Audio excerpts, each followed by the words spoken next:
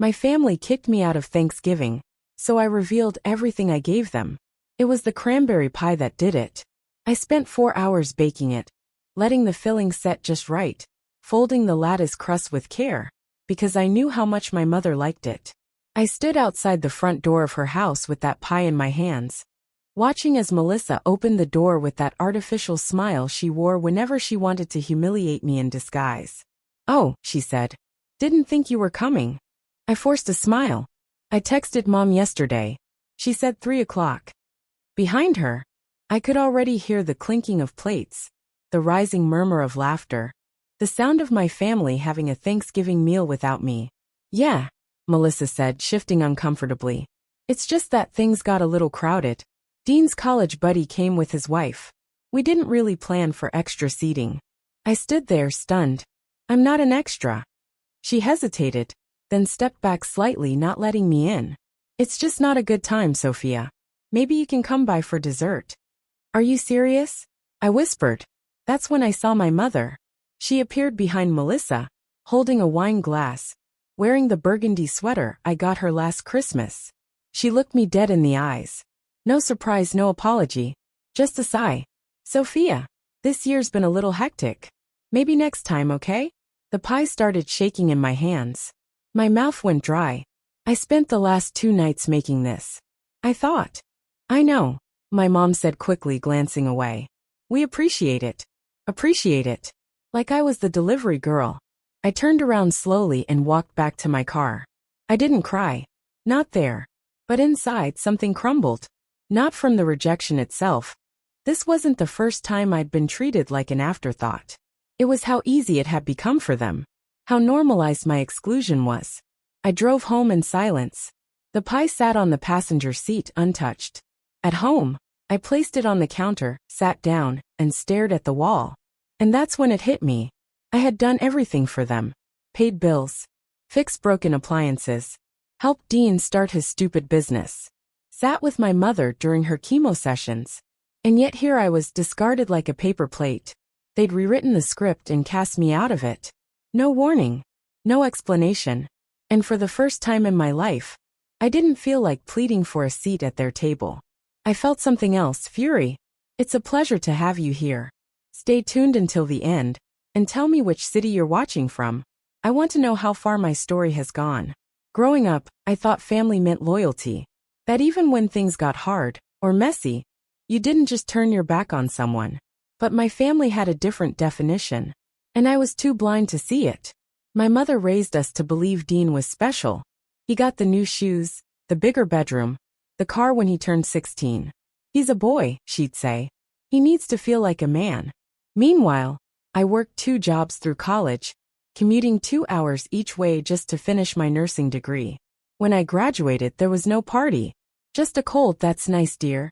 When Mom got diagnosed with breast cancer, I was the one who took her to every chemo appointment, stayed overnight in her hospital room, rearranged my entire work schedule.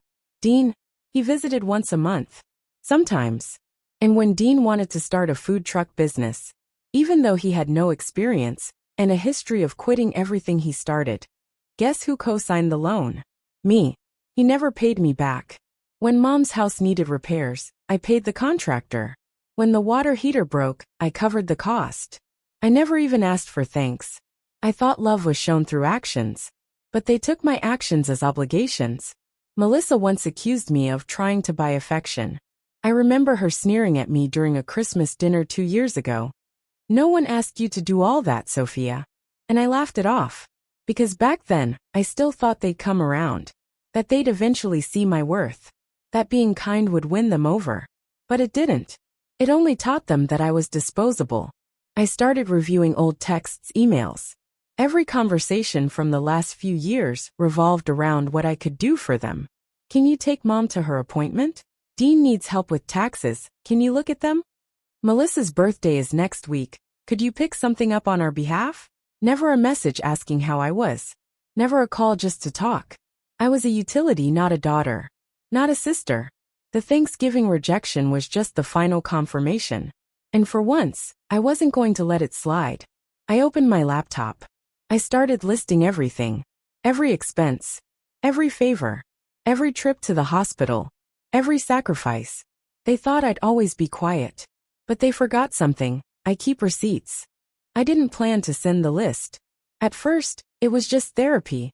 A way to pour out every memory, every slight, every dollar an hour I'd given without acknowledgement. But as the hours passed and I kept writing, something in me shifted. It wasn't just a list anymore. It was evidence. Not for them. For me. Line by line, year by year. I titled it, Things I Did Out of Love. It had no bitterness. Just facts.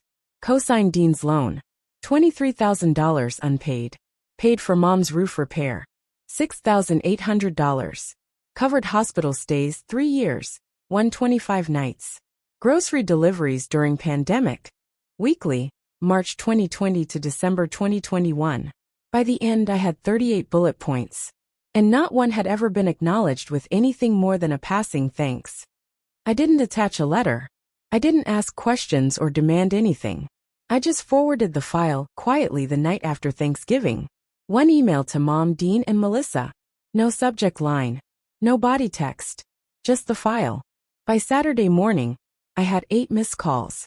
Dean first. Then Melissa. Then Mom. I didn't answer. Melissa texted. Why are you doing this? Are you trying to make us feel bad? Dean wrote. This is so petty, Sophia. But it wasn't petty. It was honest. And it was the first time they had to sit with it. What I had given, what they had taken. Mom didn't write. She sent a voice note. I sat on the floor and listened to it 3 times. I didn't realize you felt that way, she said quietly. I thought. I don't know. I thought you just liked helping. Liked helping. That was the problem. They'd mistaken endurance for enthusiasm. Loyalty for availability. On Sunday, I got a knock on the door. I knew before I looked through the peephole it would be her. I opened it slowly. Mom stood there, no makeup, coat unzipped. She looked smaller than I remembered. I brought your pie tin, she said, holding it out like a peace offering. It was empty. We stood in silence for a few seconds. Then she said, I don't know how to fix this. I wasn't sure how to answer. So I didn't. I just took the tin, nodded once, and closed the door. It didn't feel cruel. It felt necessary. Don't forget to like, subscribe, and activate the bell to receive all notifications so you don't miss the next story. It took a few days for things to settle. I stayed offline. Didn't check my texts. I cleaned the apartment, went on long walks, and made myself dinners that no one else got to eat. For the first time in years, my life was quiet. Not in a lonely way. In a clear way. The next week, I got a letter in the mail. Real letter. Handwritten. It was from my aunt, Mom's younger sister. We hadn't spoken much since I was a teenager. I heard what happened, she wrote. I just want you to know. I saw you all those years. You were the only one holding that family together. You don't owe them anything. I cried when I read that. Because it was the first time someone said it out loud. And it cracked something open. Over the next few weeks, little things started happening. Dean texted to say he was paying back the loan. He sent $1,000 that day. No apology. Just a receipt. Melissa unfollowed me on everything. No loss. Mom started calling once a week. She never mentioned Thanksgiving. But I could hear the shift in her voice, tentative, careful. I saw a scarf that reminded me of you, she said once. Remember the one you lost at the lake? I did. She'd yelled at me for losing it. But I didn't bring that up. Not now. Instead, I told her I liked that she remembered. Somewhere between rage and silence, I'd found balance. I didn't need them to grovel. I didn't even need them to apologize. I just needed the noise to stop. And it had. But the story wasn't over yet. Because what none of them knew, what I hadn't told anyone yet, was that I was making other lists now. Lists about what I wanted. And they didn't include anyone who saw me as optional. The days following Thanksgiving were a blur. I found myself replaying the events over and over, trying to make sense of how my family could so easily discard me. The pain was suffocating, and the silence from them was deafening. I decided to take a step back from everything. I needed to find clarity, to understand my worth outside the confines of a family that had consistently failed to see it. I immersed myself in work, in hobbies, in anything that would distract me from the aching void left by their absence. But healing is not linear. There were days when the weight of their betrayal crushed me, when I questioned my decisions, when I longed for the comfort of familial bonds, even if they were toxic. One afternoon, as I was organizing old photographs, I stumbled upon a picture of my mother and me from my college graduation. We were smiling, arms wrapped around each other, a moment frozen in time that belied the complexities of our relationship. I remembered how proud she had been, how she had boasted to her friends about my achievements. It was a stark contrast to the woman who had turned her back on me during Thanksgiving. I realized then that my family's love had always been conditional, tied to my ability to fulfill their expectations and needs. The moment I asserted my boundaries, their affection evaporated. This epiphany was both devastating and liberating. It forced me to confront the reality that I had been chasing an illusion of familial love, one that was never truly there. I began to seek therapy, to unpack the layers of trauma and codependency that had defined my relationships. It was a painful process, but it allowed me to reclaim my narrative and redefine my sense of self. I also started to build a chosen family, surrounding myself with friends who offered genuine support and acceptance. These relationships became the foundation of my healing, teaching me that love could be unconditional and nurturing.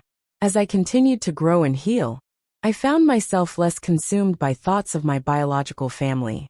Their absence no longer felt like a loss, but rather a necessary space for my well-being. Then unexpectedly, I received a letter from my mother. It was brief, filled with justifications and half-hearted apologies. She expressed a desire to reconnect, to move past the misunderstandings. Reading her words, I felt a mix of emotions: anger, sadness, and a glimmer of hope. But I also recognized the patterns, the manipulations disguised as reconciliation. I knew I had a choice to make, one that would define the next chapter of my life. I sat with my mother's letter for days, contemplating my response. Part of me yearned for closure, for the possibility of a renewed relationship. But a larger part of me recognized the dangers of reopening old wounds. I decided to write back, not to rekindle our relationship, but to express my truth. I poured my heart into the letter, detailing the pain her actions had caused, the patterns of neglect and manipulation, and the strength I had found in her absence. I made it clear that while I did not harbor hatred, I could no longer allow her into my life. The cost was too high, and my peace too precious. Sending that letter was both terrifying and empowering. It was a definitive step in reclaiming my autonomy and setting firm boundaries. In the months that followed, I continued to thrive. My chosen family grew stronger, and I found joy in the simple moments: a shared laugh, a comforting hug, the warmth of genuine connection. I also began to share my story, hoping to inspire others who had experienced similar familial betrayals. Through writing and speaking engagements, I connected with countless individuals who found solace in my journey. One day, I received an invitation to speak at a conference focused on healing from toxic family dynamics. Standing before a room filled with survivors, I shared my story, my pain, and my triumph. As I concluded my speech, the audience erupted in applause. Tears streamed down my face as I realized the impact of my words, the power of vulnerability and resilience. In that moment, I felt a profound sense of liberation. I had transformed my pain into purpose, my wounds into wisdom. My family's rejection had once threatened to break me, but it had ultimately led me to a life of authenticity, connection, and peace. I had not only survived, I had flourished.